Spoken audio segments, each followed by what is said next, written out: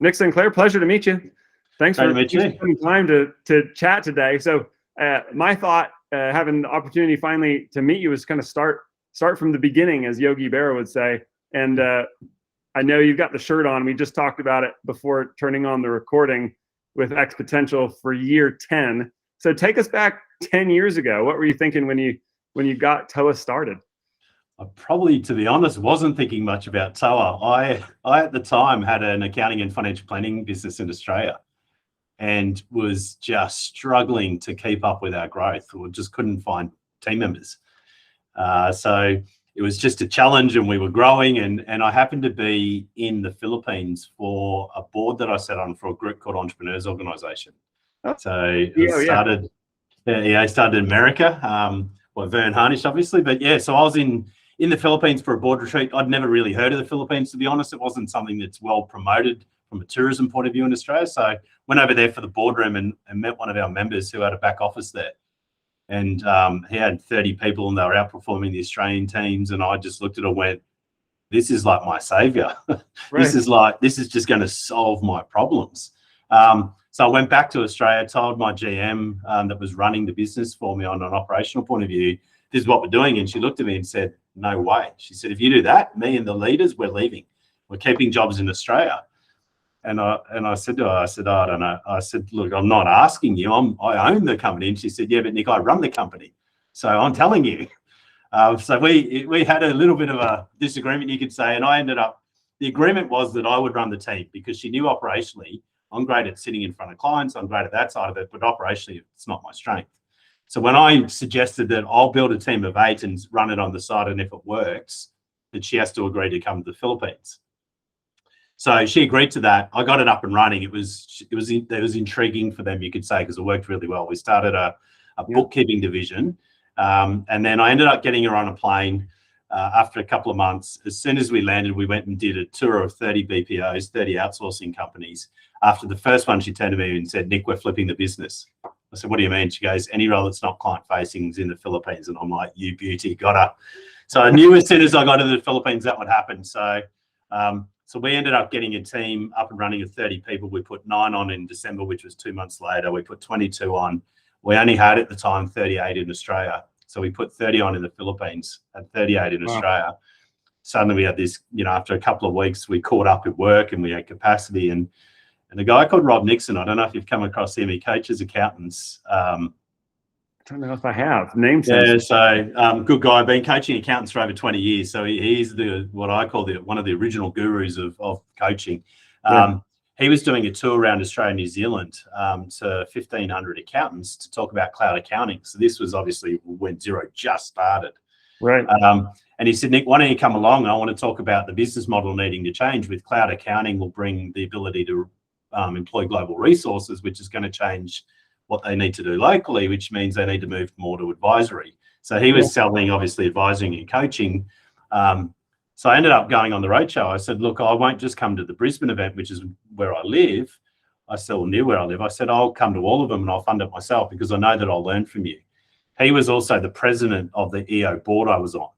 So, okay, cool. Yeah, so he was in the Philippines and sort of saw it and saw what I did. And then he thought, oh, why don't you come and tell your story? But fast forward, after that roadshow, I had sold 90 roles. I had 5 firms come up to me after the first event saying, love what you do. Do you have any spare desks? We don't want to go to someone else. You know accountants. Why don't you put them in your office? I had 20 spare desks. I thought, well, if I basically sell those desks, it will cover my office rent. It will cover my facilities staff, the HR staff, all the people that I wouldn't typically need to employ in Australia. But after the 3 weeks, I'd sold 90 roles. And then the next year went to 200, then 400. Then I went, well, this is a proper business. I need to choose. Right.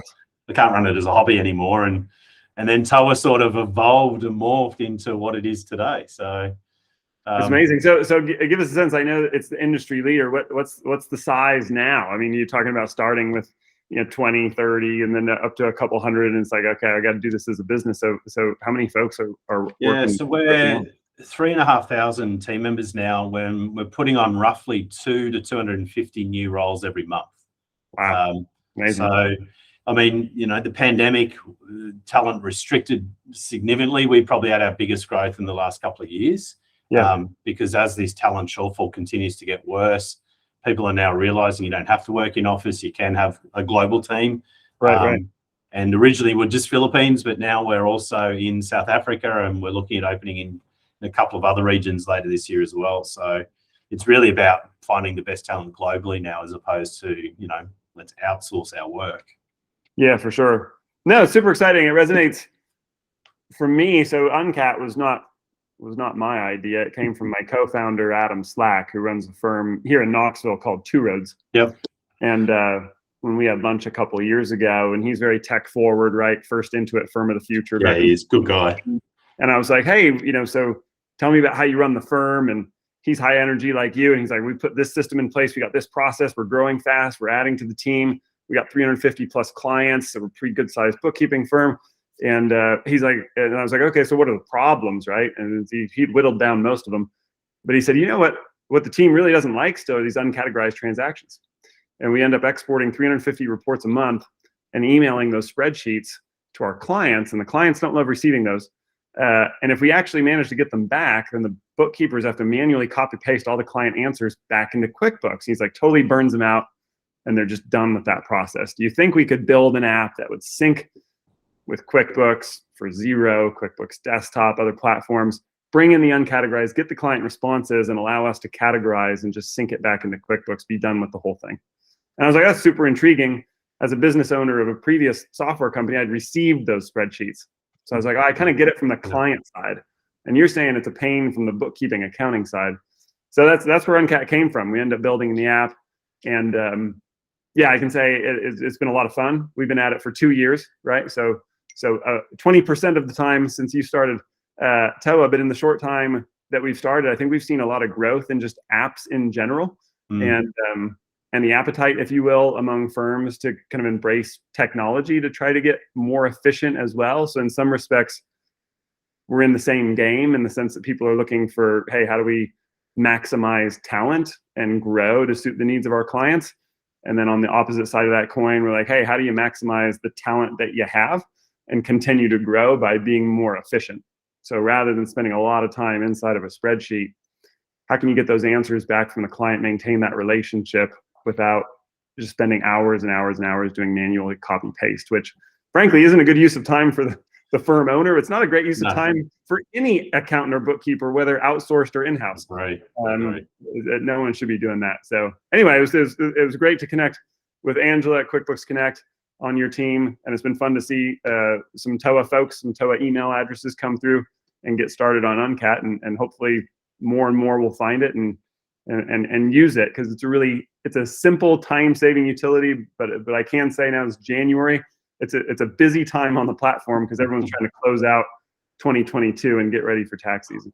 Yeah, it's an interesting point you said there around getting the right people to do the right work, and the biggest thing that I find firms struggle with is they're running like a professional sporting team, but they're giving their team members like flat footballs or flat basketballs to use, but expect them to perform at peak level. And that's where I see around technology is that, and I use that term, right people doing the right work at the right time and ultimately at the right cost.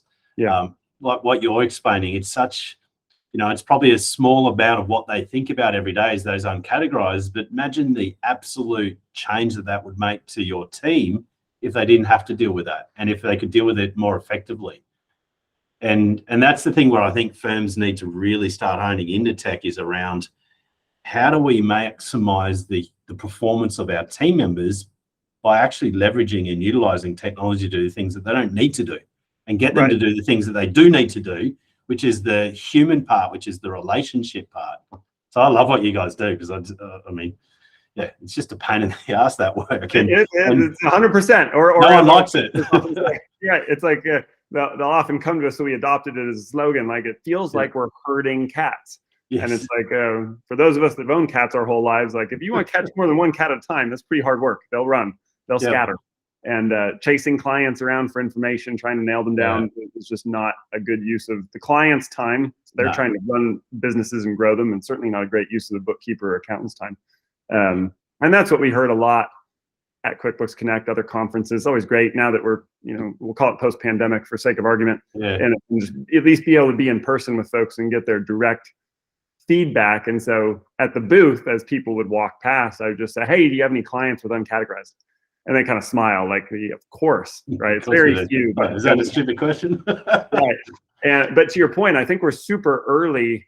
I mean, even though you got 3,500 plus folks at TOA, we're still probably early on the outsourcing curve.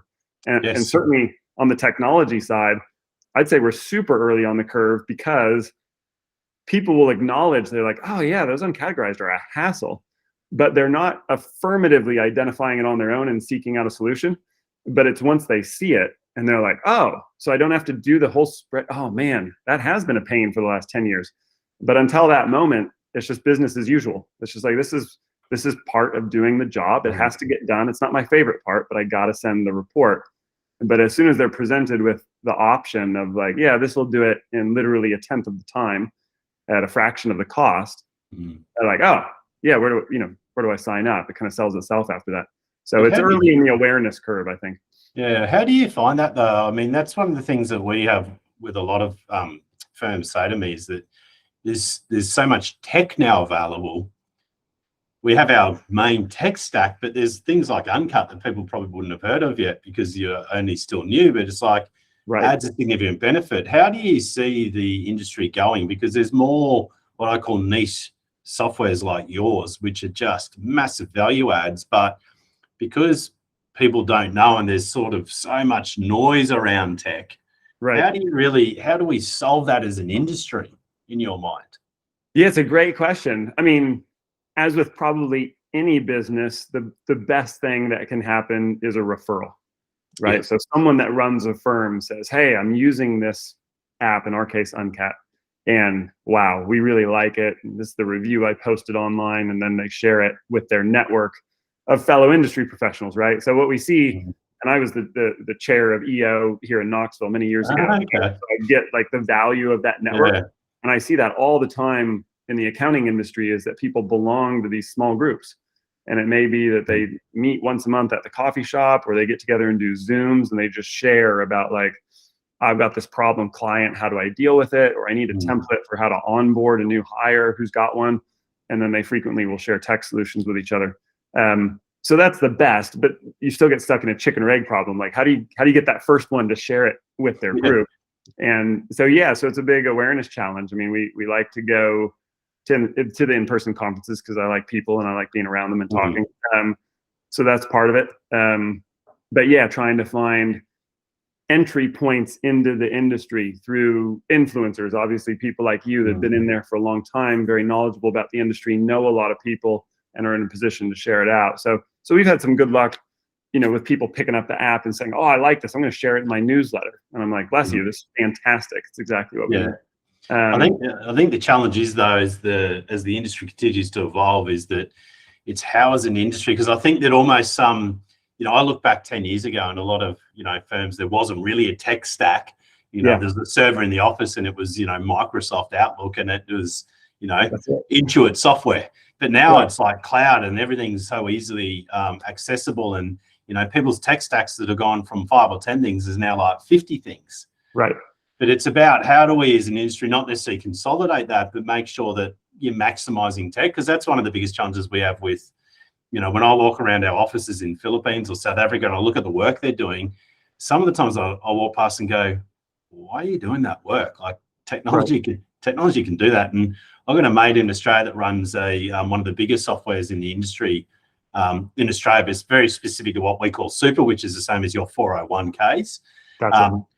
And they release features every fortnight. Like they're on real big releases. And I said to him, like, of all the features and of the tech you have, how much of it does your customer on average use? And he goes, oh, look, they're only using about 30% of the features.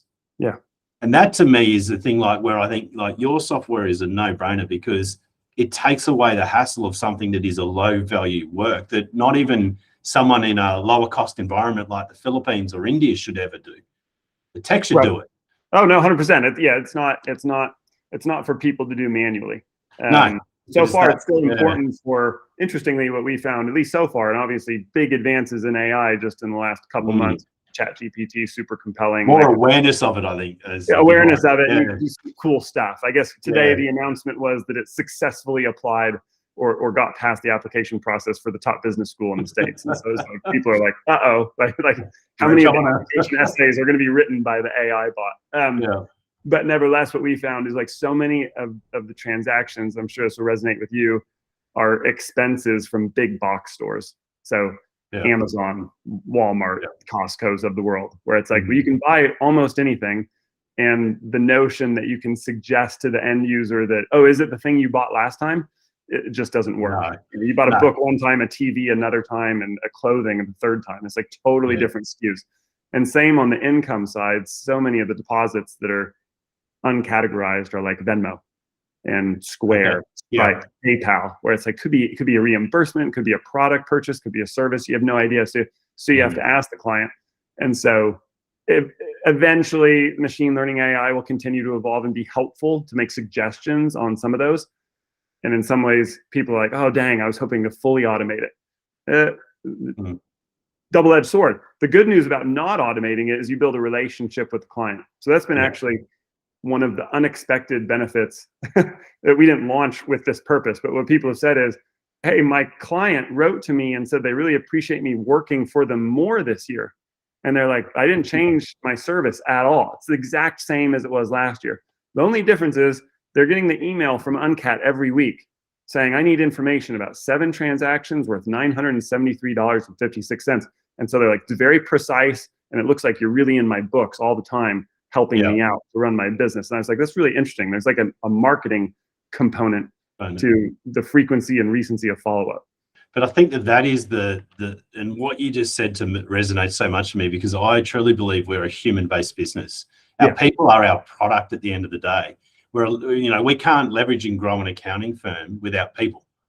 And the difference between every accounting firm is the human relationship you have with your clients. It's not the marketing. It's not, everyone does the tax return the same. In essence, they should. Technically they don't, but they should. So it is that human relationship. And exactly what you said, if you're getting an email every single week to the client that's asking them for that, they will assume that you are looking and doing their stuff all day, every day.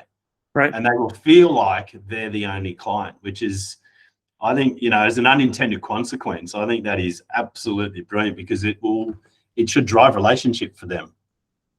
I like that's a good tagline too. Make every client feel like the only client. Yeah, because they are. If they're getting an email with that exact thing saying, "What about these 7 transactions?" As running a bookkeeping, I've never done a tax return. I've never done accounting work, so I'll put that on the table. I owned one, but I never did it. But I know the challenges we have with all those things like uncategorized things, and I know that if you don't ask quickly and frequently, in a month, people forget. Like I get our internal finance team send me a list of things every month. They're like, "What's this expense? Who was this lunch with the client?" And I'm like, "I don't know." Like, that was like 3 weeks ago. That was that was a long time. To me, that was like 3 years ago. And I know clients feel the same. So the fact that they're getting that every week, they know they're going to get it. It feels personal. It feels like, these guys care and they're on top of what my work is. I think it's, an unintended consequence that you're building is probably the biggest benefit they're going to get from it, as opposed to what you probably built the product for originally. Right. No, 100%. It's a huge that's awesome. So what are some of the things, expected and unexpected, that you found in some of the tips? If someone's listening to this and they're like, oh, this is good news because I grew super fast during the pandemic. Certainly I can speak for firms here in the States, tremendous growth, not least because almost every single business took out a loan during that year from the federal government. And all of that had to be accounted for so that you could get relief from it. And so, bookkeepers, accountants, max capacity, lots of growth in the firms that we work with. And so some of them are, to the point or past the point where it's like, we need more talent. It's been hard to find, at least over the last couple of years. So what are the steps that you usually recommend that they go through? Like, how do they do it successfully? Because obviously people kept coming to you saying, I don't want to do it because I don't want to make a mistake. You guys have mastered it. What are some of the tips or things to avoid even that they should do? It's a good question. I was in Dallas and San Francisco last week and meeting with firms. And I think one of the biggest challenges is that as an industry, we don't really have a grip on when we need to bring on new team members. So capacity planning is not something that is done extremely well to go, all right, well, all of our team are running at 85% capacity. With the expected inflow of new work based on our budgets and based on, what we forecasted for this year, we need X amount of people. That sort of work is not done. It's more like top line revenue coming in. We need to try and keep up with it. We just need to throw more people at it. But when we look at building a strategy for firms, a lot of the time they have, senior people or intermediate people that are just doing junior level work because they don't have the workflow managed. So a lot of it is really around, I suppose, taking a more longer term approach to your people strategy, which is a significant component of your business strategy, and spend the time. And we always say that our solution's not a quick fix. Like, you don't send a job to us and we do the job and send it back. We give you a person. We're building a team for you. And it's across multiple countries. So for us, it's around, you need to go backwards to go forwards. You need to get good at forecasting the capacity of your firm so that you know that the team members you need to bring on, what level of people. The secondary part of it is, I think firms don't focus enough on developing and growing their people.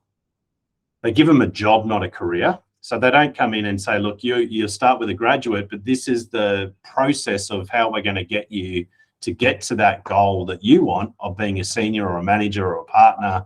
And this is how we're going to fast track your career. I think the big firms do it well, but they don't generally, they only really accelerate really high achievers, as opposed to going, well, everyone deserves that ability. Some are just going to take longer to get there. So I think it reminds me of so we used to show this clip at all of our company retreats for the previous software company I ran. And it's Chris Rock, the comedian. I don't know if you know the clip I'm talking about, but he differentiates between a job and a career. And one of the things he says is, for a job, there's too much time, right? So you don't want to be there. It's not fulfilling. You're not advancing. This isn't where you want to be. So it's like whoever's got the latest time on their watch, they've got the right time because it's quitting time, right? And they say when it's a career, you just can't wait to get back in because it's your project, right? You're trying to nurture this thing and grow it, see what it can become. And so we at least always try to talk to our team about hey, best case scenario, you all are here and we're here for the same reason so that we can all grow our careers. And that'd be a great message to send out, regardless of industry, certainly for accounting, but for any industry, that's the direction to go. I think it's focusing on your team. And I think that, whenever I ask the question at events, I speak out of webinars of how much time does your firm spend, or does it have someone in it that just focuses on people and maximizing their human performance? And they just look at me and go, it's a good idea, but no, we're buried in work. And I have empathy. I mean, owning an accounting firm pre-pandemic when it wasn't as busy, it was still busy. We had piles of work. It was just like we were never quiet. There's never a downtime. And then you add on, like you said, the pandemic with the PPP loans and everything else that came with that. And, businesses needed to pivot in their model. So the accountant had to help with that, or businesses were going broke because their model completely was broken because of the pandemic. So the accountants had to help them through that. They are, the accountants are, it's a recession-proof industry. That's a good thing. But the bad thing is it never lets up. And if you don't get your people strategy right, if you don't get that pipeline of talent going through your firm, and you're just trying to throw in what you can when you can because you're just so busy, you're always going to be in, busy state and crazy, frantic state of trying to recruit people. And, I've seen a lot in the industry in the last couple of months around, particularly firms going, no, we're now starting to just cut our client base. And I think there's going to be a huge amount of clients that are cut from firms that need a home.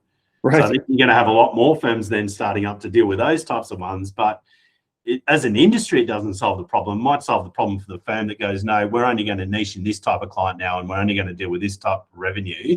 The rest of it, we're going to sack and move on. It's like, but if everyone's doing that, it's like, who serves all these people? There's going to be a huge supply of customers for somebody.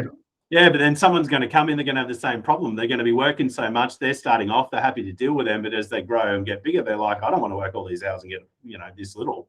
I want to deal with the next level. So it's sort of I don't think the problem's being solved. I just think it's being pushed somewhere else. Well, I love, an overarching framework then that someone could take if they're watching this is to really focus on that key phrase of capacity. Right? What is the capacity of the current team? Are they the right people doing the right thing at the right time at the right price, or is there some maximization, like you talked about, of the human potential internally just already to start with? And then beyond that, when would we expect, what milestones would we want to hit that would predict that we need to expand the team, and what's our plan for doing that? Because I found at the last company, we were a bootstrap software company and we were growing pretty fast, and people said, what's your hiring strategy? And I said, to be honest with you, because we're bootstrapped, we hire slightly trailing growth, right? So we get to a point, I tell the sales team, hey, you got to raise your hand when you're getting close to max, because that's going to tell me when to hire. But of course, by the time we fully hired and onboarded, it was a little bit behind growth. Yeah. Meanwhile, if you're VC backed and you've got a lot of cash on the balance sheet, you'll typically hire ahead of growth, and you're going to try to force the growth to come in by virtue of having a big, excellent team. And then, of course, a business that really has no idea capacity-wise will hire or let go well behind growth to the point that it looks very haphazard. But yeah, studying that from the capacity standpoint, I think part and parcel of that, to go back to your previous question around tech stack, would be, okay, for the people internally now, what are our processes and how do they spend time? Are they spending a lot of time in the practice management software, and is that good, bad, or ugly? Do they spend a lot of time creating bespoke reports, or is there a platform that generates them automatically and sends them to the client at the right time? Are we doing invoices, by hand or through some separate, or is it integrated into the accounting platform and they just spin out and we have very low, invoices out for collections and bill payments and so on and so forth? And then, yeah, for us, right, like you said before, as a niche application, our really goal is to drive awareness so that we're in the considered set from a marketing standpoint of, hey, if you're building a tech stack, you got to have these main components of like practice management, reporting, bill payment, invoices, but also, boy, we're spending a lot of time on these uncategorized. That seems kind of silly. What should we do? And there's a lot of little manual things you can do to at least save some time, but certainly, and I'm biased, but I would argue for find something that automates or semi-automates most of the process, because you can find a million things that you're better served working with your clients than doing uncategorized. 100%. I think if you simply just rang your client, you'd be surprised at how much money would come out of like more work, because they'll have more problems that you need to solve. But because we don't have time, because we're doing the doing as opposed to focusing, I suppose, on that relationship side, because we just don't have time for it. Yeah. You'll always be able to add more value to your clients if you had time. Yeah. Well, in so much any professional services, and certainly in this example, accounting is not particularly well served from a relationship standpoint by saying like, oh, hey, I need this back from you right away, right? So there's always like this rush on the accountant side. And then meanwhile, on the flip side, they're saying, oh, but I can't do it because I didn't get the information in time from you, the client. So it's really on you now. And it's like, oh, shoot, like that finger pointing is not going to work out for anybody. No. And so just saying like, hey, we surfaced all the things we needed answers for, and it's live and it's syncing. And so just respond to the thing. It's pretty easy, and then we'll just knock it out on our side, but we don't have to do the herding cats part. As fun as that sounds, as fun as it sounds. Well, super. So a big travel schedule for 23. Any big conferences? I imagine you guys will be back at QuickBooks Connect. Any other ones that you or your team are planning to go to that folks on the calendar? We'll be at all the major events. So pretty much all AICPA. We'll be at QB Connect. CCH. All the major ones we'll be at. So I know that our team love being there. It's a great chance to connect with the community, and I think that's one of the, as you mentioned right at the start of the event, accountants are very much about community and helping each other, and I think that's one of the best things that I see in the industry is that empathy for each other, and it's helping each other rather than competition. I agree, which is interesting. It's not every industry is like that. No. The previous company, we'd have some companies say like, we're not going to provide a review or a referral because we consider this to be a competitive advantage essentially over the world. And we're like, well, that's flattering, but it's not going to help us to grow. Doesn't help us. So, we much prefer the model that you're talking about, where people are like, oh, I'm hustling. I've got great clients, but I'm not in competition with the accountant in this other city or other country. Like, I want them to win also. Yeah, which is a great thing. I think it's a great thing for the industry. So, it'd be good to hopefully meet you in person in one of these events this year. Yeah, likewise, Nick. We'll be there. We'll be at, I think our probably the next upcoming one might be Woodard. in St. Louis. You guys probably be there because I think I saw you at Willard last year in Orlando. And then certainly QuickBooks Connect when it comes back, and possibly, I'm not sure if they've scheduled it yet or if it's on the calendar, XeroCon. It's not on next year. It's they're going to a global XeroCon apparently. So cool. None in 23, but in 24 or 25, they're holding in Canada from memory. Oh, so nice. All right. There is one in Australia this year, but that's the global one is in Australia. So for everyone around the globe. But yeah, I'm pretty sure Canada's on the calendar for the next year or two. Either 24 or 25 from memory. So that'll be exciting. Always game to get back up to Canada. And honestly, I could use a good excuse to go back to Australia. I went there with my brother, but it's been 20 plus years and we had an awesome time. Come back. It's a great place. Yeah. If I can find a reason to go back, I will be there in a heartbeat. It'd be awesome. So great. Love it. Well, hey, it's been great to spend time with you, Nick. Great to meet you and look forward to shaking hands in